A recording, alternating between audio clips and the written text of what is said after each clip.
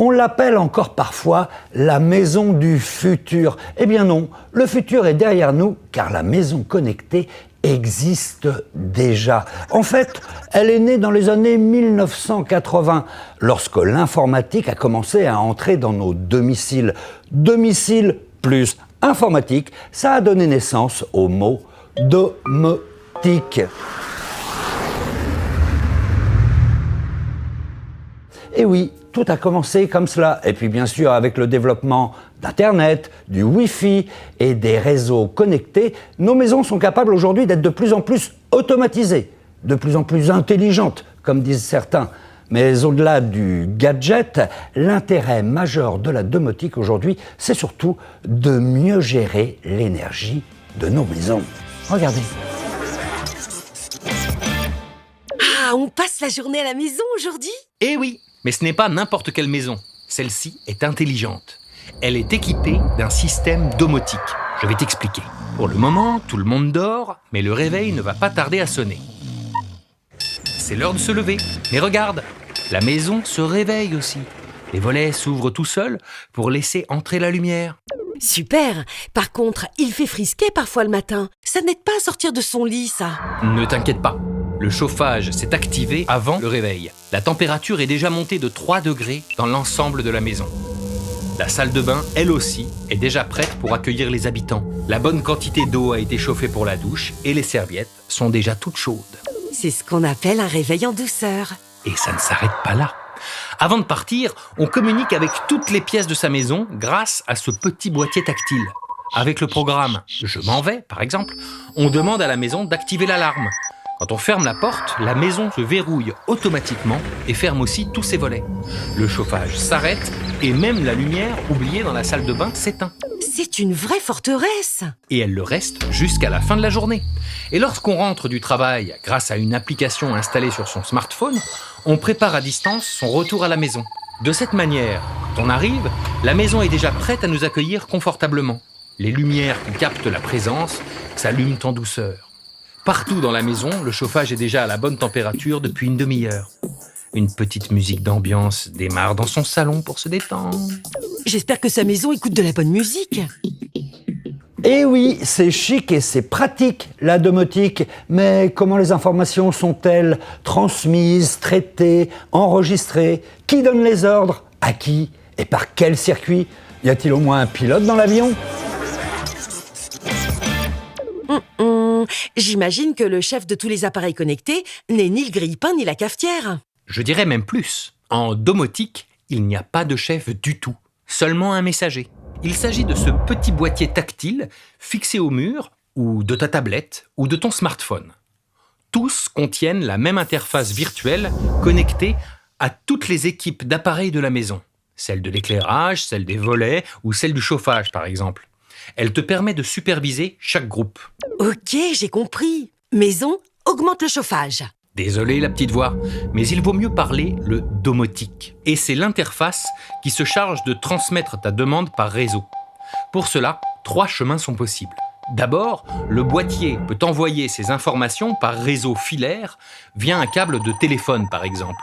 Mais elles peuvent aussi tout simplement passer dans les câbles électriques de la maison. Enfin, il peut émettre des ondes comme la Wi-Fi, le Bluetooth, etc. Dans notre cas, tout passe par les ondes radio. Et le message s'adresse au responsable de la température, le thermostat. Cet autre boîtier, présent dans chaque pièce de la maison, sert à y mesurer la température et à la réguler. Moi aussi j'ai un thermostat. Pourtant, ma maison n'est pas équipée en domotique. Celui-ci est différent, il est intelligent, enfin, grâce à ses accessoires. Comme le tien, ce thermostat est équipé d'un capteur de température, mais il possède aussi un capteur de présence qui détecte tes habitudes.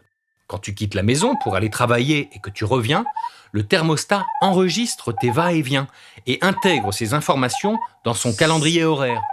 Ensuite, il lui suffit d'envoyer ces données à ses coéquipiers, les radiateurs, pour stopper le chauffage ou le redémarrer. Il te permet donc de faire des économies d'énergie. Et l'éclairage, par exemple, il est intelligent lui aussi ? Presque.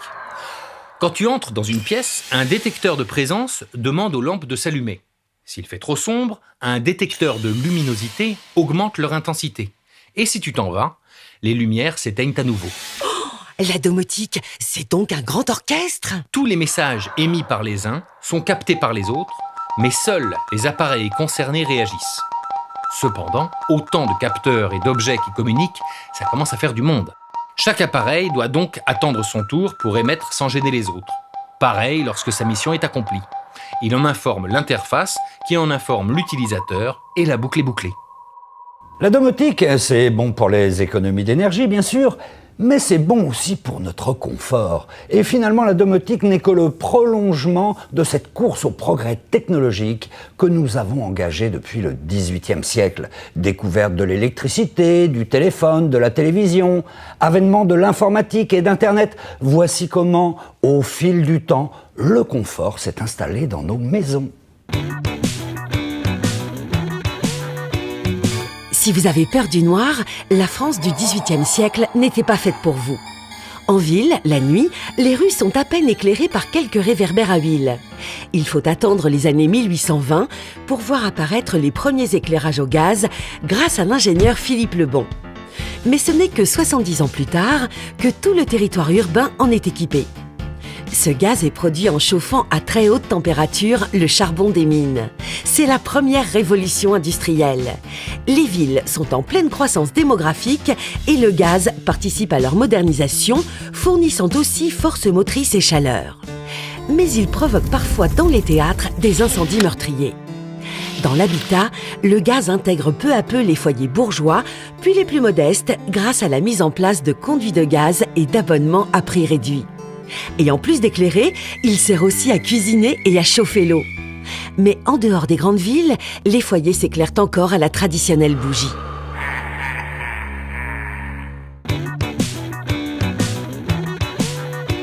Vers la fin du 19e siècle, l'ambiance est survoltée. C'est la seconde révolution industrielle avec l'arrivée de l'électricité. À cette époque, deux objets changent notre quotidien. Premièrement, le téléphone, dont l'invention est attribuée à Graham Bell. Il doit permettre de se parler à distance instantanément. Ensuite, l'ampoule à incandescence, grâce entre autres à Thomas Edison. Une nouvelle façon de s'éclairer est née. En ville, l'électricité est donc distribuée par des centrales, d'abord placées à proximité des milieux aisés. Les théâtres et les grands magasins sont les premiers à être desservis. Dans les foyers, les plus fortunés sont privilégiés. Mais quelques années plus tard, l'électricité atteint aussi les milieux les plus populaires. En 1900, la 5e exposition universelle se tient à Paris et c'est un vrai spectacle. Elle y dévoile son lumineux palais de l'électricité qui alimente en énergie toute l'exposition. 50 millions de visiteurs s'y rendent, soit bien plus qu'il n'y a d'habitants en France à l'époque. Malgré ces paillettes, le gaz continue d'éclairer 14 fois plus de foyers que l'électricité à la veille de la Première Guerre mondiale. Difficile à détrôner celui-là.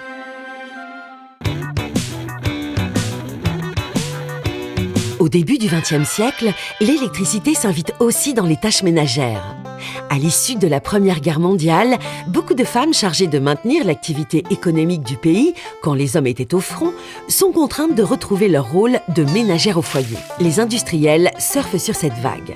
Ils s'emparent d'une collection d'appareils commercialisés aux États-Unis. Aspirateurs, machines à laver, réfrigérateurs, c'est l'électroménager. Leur argument est très vendeur. La mécanisation des tâches ménagères libérerait la femme en réduisant le temps et la pénibilité de son travail à la maison. Pour promouvoir ces nouveaux produits, Paris accueille en 1923 le premier salon des appareils ménagers, appelé par la suite Salon des arts ménagers. Le succès est conséquent. Chaque année, et ce jusqu'au début des années 80, plusieurs milliers de visiteurs viendront y découvrir les derniers nés du marché.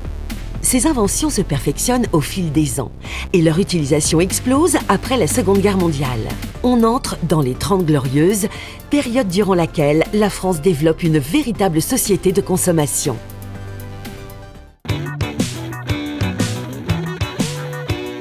Dans les années 70, les innovations s'enchaînent. Mais par rapport à ses voisins, la France est à la traîne. Le réseau téléphonique, peu efficace, est donc modernisé. Dans le même temps, ingénieurs et scientifiques travaillent sur de grosses machines effectuant des calculs frénétiques. Ce sont les ordinateurs. Peu à peu, leurs composants sont allégés, miniaturisés et deviennent plus performants. Appelés micro-ordinateurs, ils peuvent désormais tenir sur un bureau. Et tandis que les entreprises du monde entier s'en équipent, dans les foyers, c'est la télévision qui se répand comme une traînée de poudre. Mais ce n'est pas tout. Les ingénieurs rêvent aussi d'intégrer l'informatique à leur domicile. C'est la naissance du mot domotique. On cherche à centraliser la gestion du chauffage ou à rendre la fermeture des volets automatiques, par exemple. Mais cette automatisation fait peur au public, et parfois de façon irrationnelle. Certains pensaient même que ces maisons étaient hantées. Les débuts de la domotique sont donc bien difficiles.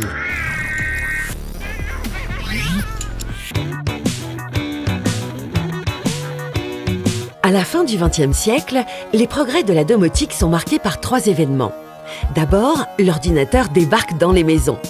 Plus qu'un outil de travail en entreprise, il devient un outil de divertissement au sein des foyers. Puis, au milieu des années 90, c'est l'arrivée d'Internet. Il permet aux ordinateurs de communiquer sans frontières.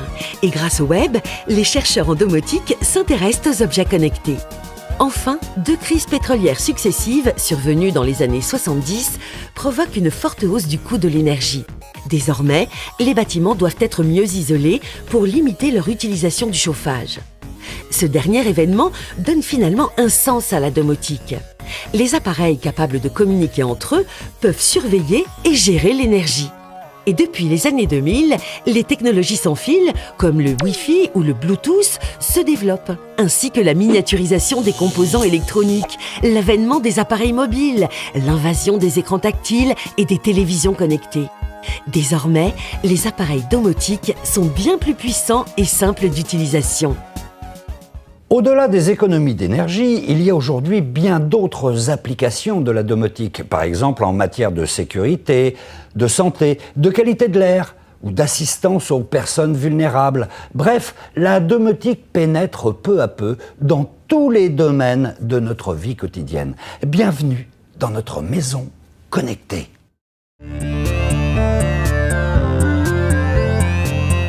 Pouah, toutes ces voitures qui polluent, c'est irrespirable. Marcel, vite, ferme toutes les fenêtres de la maison. Non, la petite voix, c'est important d'aérer dans une maison, à la fois pour renouveler l'air pour des questions de pollution, mais aussi de confort thermique.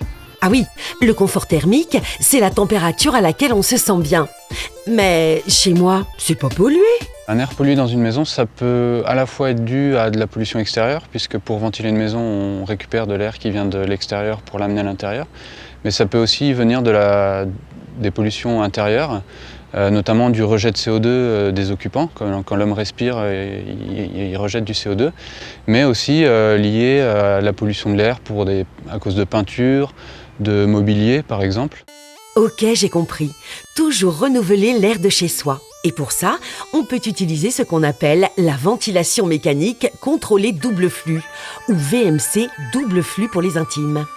D'abord, ce système aspire l'air le plus pollué de la maison, dans la cuisine ou dans la salle de bain par exemple. Ensuite, comme cet air est chaud, la VMC s'en sert pour chauffer l'air froid qu'elle aspire à l'extérieur. Ce nouvel air est enfin réinjecté dans les pièces de vie comme les chambres ou le salon. Et il y a aussi la ventilation mécanique par insufflation. Le principe, c'est qu'on a un seul ventilateur qui va prendre de l'air extérieur pour pousser dans la maison. Donc on met un peu la maison sous pression en fait. Puis après l'air va naturellement s'échapper par des ouvertures qui ont été prévues par exemple au-dessus des fenêtres. L'avantage c'est que ce système-là, on va pouvoir traiter l'air, pré-traiter l'air qui va être injecté dans la maison, à la fois d'un point de vue qualité de l'air, donc au niveau des polluants, mais aussi d'un point de vue thermique, donc en le préchauffant à la bonne température. Et comment on les rend intelligents, nos systèmes de ventilation ? En fonction du taux de polluants ou du confort qu'on a dans la maison, on n'aura peut-être pas forcément besoin de ventiler la maison à un débit maximum. Donc le système de ventilation intelligent, selon moi, il est capable justement de s'adapter compte tenu de la mesure de CO2 par exemple qu'il fait dans la pièce, ou la mesure ou du taux de composés organiques volatiles qu'il y a dans la maison, ou éventuellement pour des raisons thermiques aussi. Vous êtes-vous déjà demandé d'où provient l'eau du robinet, de la douche, de la baignoire ou même des toilettes ? Elle vient de sous la terre, mais elle peut tomber du ciel aussi. L'eau que nous utilisons vient soit du réseau de ville, soit de l'eau de pluie que nous pouvons collecter pour nos propres besoins. L'eau de ville est pompée dans des nappes phréatiques, ensuite elle est stockée, traitée, puis distribuée à chacune des habitations ou des usines qui en ont besoin. Mais nos réserves naturelles d'eau présentes dans le sous-sol sont limitées. Et pourtant, on en consomme tout le temps et beaucoup. Chaque jour à la maison, on utiliserait près de 150 litres d'eau par personne. Par exemple, la chasse d'eau qui va utiliser de l'eau potable alors qu'on pourrait prendre de l'eau recyclée, ou des fois la douche qui utilise beaucoup d'eau où on oublie de fermer le robinet. Notre maison domotique n'est pas raccordée au réseau. Elle collecte l'eau de pluie. Et pour mieux gérer notre consommation d'eau, elle possède des capteurs qui permettent de détecter la quantité d'eau qu'on utilise et quand on l'utilise. D'autres servent à prévoir la météo pour connaître les jours de pluie. Ainsi, on peut anticiper la quantité d'eau dont on dispose et la quantité d'eau dont on a besoin. Pour traiter l'eau, on va utiliser des cuves de stockage qui vont venir directement des gouttières. Et ensuite, on va enchaîner différents filtres pour filtrer en premier lieu les feuilles, ensuite les impuretés et puis les bactéries. On peut éventuellement ajouter une lampe ultraviolet qui va tuer les bactéries ou les organismes vivants pour garantir une eau aussi potable que possible. Et si c'est la canicule, vous pouvez toujours essayer la danse de la pluie. Allumer le chauffage, l'éteindre, l'allumer, l'éteindre. Pas facile de faire des économies quand on veut aérer sa maison tout en gardant la bonne température ou s'absenter sans chauffer du vide. Mais la maison domotique a tout prévu. Pour mieux gérer son chauffage, il suffit d'utiliser son smartphone. On va pouvoir facilement coupler l'objet par exemple qui va gérer le système de chauffage avec son smartphone pour avoir facilement la possibilité de changer sa consigne de chauffage ou de pouvoir facilement dire dans 3 heures je suis chez moi et donc il faut démarrer le système de chauffage. Ok, il suffit donc d'une application sur son smartphone pour que le chauffage se prenne en main. Pratique quand on est dehors. Mais le thermostat peut aussi adapter la température dans chaque pièce et prendre ses décisions tout seul. En fait, il va apprendre les habitudes ou les besoins de l'utilisateur. Soit par exemple, dans les premières semaines qui suivent son installation, l'utilisateur va devoir faire l'effort de dire là je veux 18, là je veux 20, etc. Et en fait, par un mécanisme qu'on appelle d'auto-apprentissage, le thermostat, au bout d'un certain temps, va dire ok, j'ai compris tes habitudes de vie, maintenant je suis capable de les gérer de manière autonome. Et l'intelligence de ce thermostat permettrait en général d'économiser jusqu'à 30% d'énergie.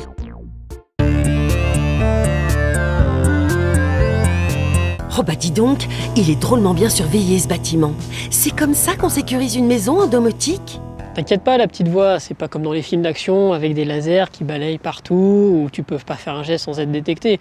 Non, bien au contraire, les capteurs sont positionnés dans les fenêtres, dans les murs, dans des endroits très discrets et souvent on les oublie. Moi, on m'a toujours dit que les murs avaient des oreilles, mais pas qu'ils avaient des yeux. Alors comment elle fait la maison pour détecter l'intrusion d'un cambrioleur ?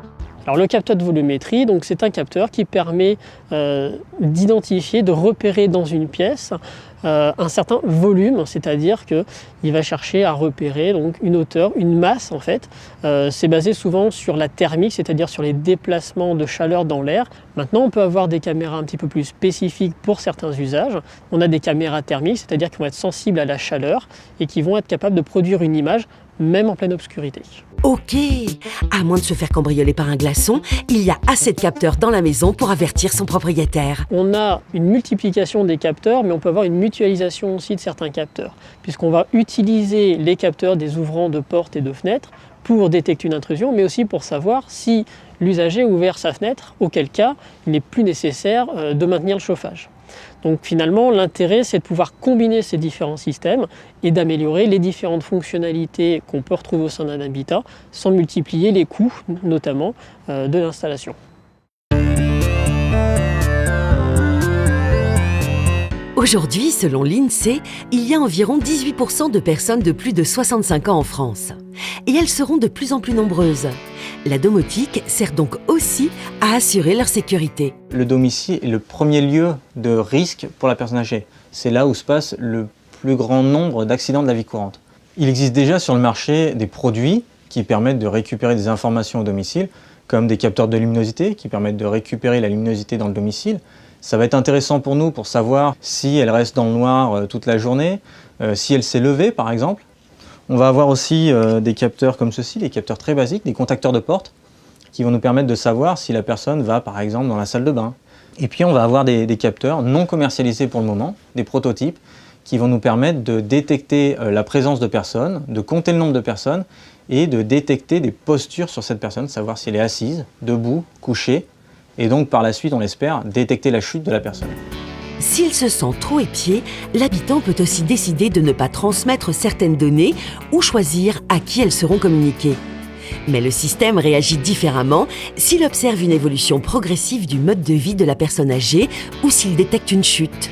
Soit c'est une anomalie critique, ponctuelle, par exemple une chute, il faut avertir à ce moment-là tout de suite une personne, quelqu'un, un voisin, pour qu'il vienne aider la personne. Quand on observe une dérive dans le temps, on va avoir le temps d'avertir la personne, donc soit la personne elle-même, celle qui vit à domicile, soit ses proches, soit encore une infirmière ou un médecin traitant. Il paraît qu'en domotique, on peut aussi produire sa propre électricité. Allez, on essaye! Oh là là, quelle horreur! Oh, c'est vraiment trop fatigant! Non, la petite voix, les systèmes dont on a besoin pour consommer sa propre énergie, sa propre électricité, c'est avant tout des systèmes de production, donc par exemple des panneaux photovoltaïques. Il y a évidemment d'autres systèmes de production, il peut y avoir des éoliennes aussi. Et puis, pour stocker cette électricité, pour pouvoir la consommer plus tard dans la journée, on va avoir besoin d'un système de stockage et en général, on a recours à des batteries électriques. Et c'est bien pratique.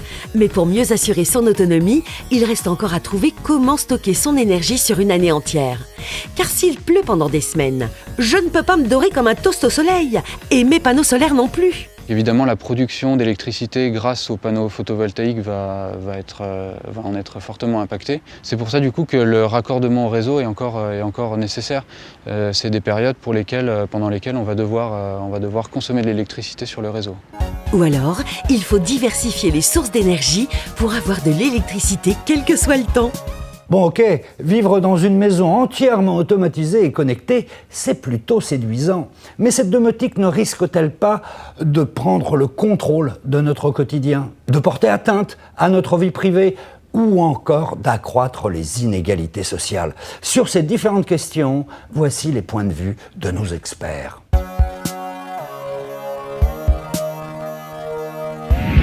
Il n'y a pas vraiment de spirale de déchets autour de la domotique parce que principalement c'est une maison qu'on va instrumenter. Et la maison, elle va durer 50, 60, 70 ans.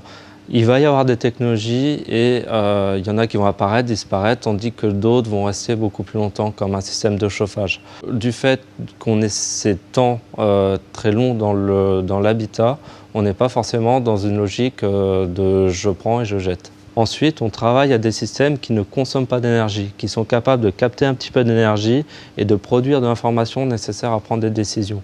Et c'est ce qu'on appelle les capteurs sans fil et sans pile. Et ces capteurs-là permettent vraiment de faire des économies réelles sans consommation. On sait bien que les technologies, elles sont rarement inductrices de comportements raisonnables. Les technologies, elles ont toujours comme vertu de créer une espèce de vertu ou de vice, de créer une espèce de comportement euphorique à l'égard de l'environnement, à l'égard des objets, à l'égard des autres. Donc, il est peu probable que la maison régie par domotique soit une maison vertueuse. Donc production de déchets, ça paraît évident, surtout si l'obsolescence des objets techniques investis dans la domotique est une réalité avérée. Alors effectivement, il y aura du déchet et puis vraisemblablement surconsommation de consommables.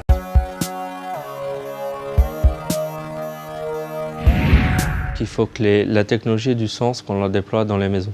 Dans les voitures, les technologies aujourd'hui ont du sens, que ce soit pour les vitres électriques, pour la fermeture centralisée ou pour l'aide à la conduite. La technologie a vraiment trouvé un intérêt, il est difficile de revenir en arrière. Dans les maisons, on va arriver à peu près au même phénomène. Si la technologie a vraiment un intérêt, elle va devenir naturelle pour ses utilisateurs. Et c'est en ça qu'on doit veiller au bon sens et à l'utilité pour les occupants. Il est certain que les technologies qui visent à nous rendre service finissent par nous rendre le service de n'être plus autonomes, hein, et de s'abandonner à. Je m'abandonne à mes objets. Alors, est-ce que c'est de la flemme, de la paresse? C'est pire que ça, c'est pire que ça. C'est une espèce de délégation de responsabilité, de délégation d'initiative. Hein. Je vais, sous prétexte d'avoir l'esprit tranquille, hein, laisser faire les objets qui savent mieux que moi ce qui est bon pour moi. Il y a des comportements qui sont devenus complètement spontanés et qui sont régulés par les technologies. Donc il y a des points de non-retour. Hein. C'est certain qu'on ne va pas revenir en arrière sur un grand nombre de terrains et que c'est pas plus mal. Donc oui, nous sommes fabriqués par les technologies et il faut le savoir.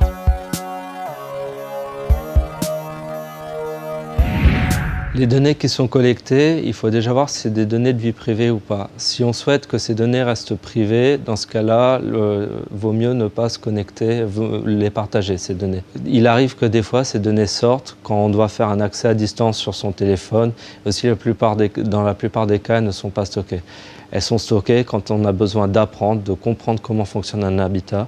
Et dans ce cas-là, elles sont sécurisées dans des lieux où il est quasiment impossible de pirater. Il existe des cas particuliers où les données peuvent être utilisées pour d'autres choses que pour le pilotage de l'habitat. Et dans ce cas-là, les fournisseurs de services l'explicitent dans les conditions. Ce qui est sûr, c'est qu'il faut que ce soit décidé entre l'objet et la personne. Nous sommes les uns et les autres d'abord des supports d'information. Et nous ne sommes intéressants que parce que nous supportons des informations.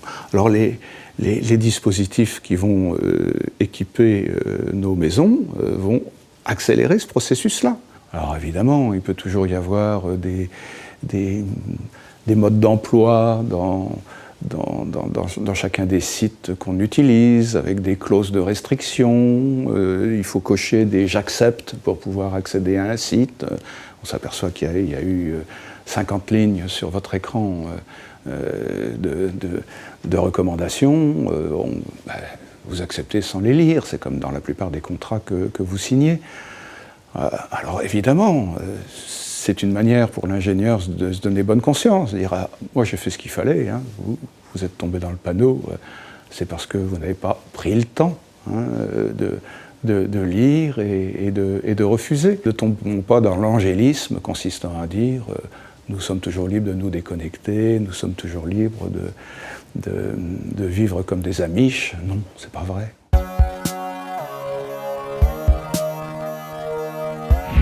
La domotique ne va pas forcément accélérer le repli sur soi, mais c'est sûr qu'elle peut s'y apparenter.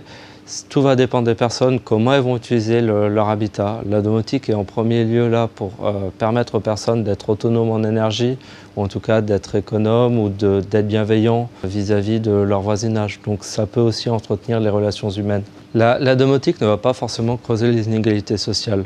Les organismes de HLM cherchent à mieux gérer les consommations et à permettre aux gens qui sont en situation difficile énergétiquement de mieux gérer leur énergie. Et tout ça pour que la facture soit beaucoup plus facile à supporter, alors que le confort, lui, va augmenter. Je pense que la domotique va créer une inégalité entre ceux qui pourront gérer leurs dépenses et puis ceux qui ne le pourront pas. Ça me paraît évident. Sauf que je mettrai un bémol, je pense que le titulaire de domotique aura peut-être tendance à utiliser toujours plus d'appareils qui seront quand même coûteux de manière énergétique et par conséquent il sera amené à surdépenser, ce que ne fera pas celui qui n'en bénéficiera pas. Et donc les choses pourraient au bout du compte s'équivaloir. Voilà, et pour conclure ce dossier connecté, une petite question pour vous. En quelle année a eu lieu à Paris le premier salon des appareils ménagers, appelé par la suite le salon des arts ménagers? Était-ce en 1899, en 1923 ou en 1952? Pour répondre, c'est juste en dessous. Allez, à bientôt pour de nouvelles découvertes. Surtout, n'hésitez pas à partager et à liker nos dossiers. Et si vous voulez nous aider à en réaliser d'autres, vous pouvez tiper aussi. C'est pour la science et pour la connaissance. Allez, salut les aventuriers!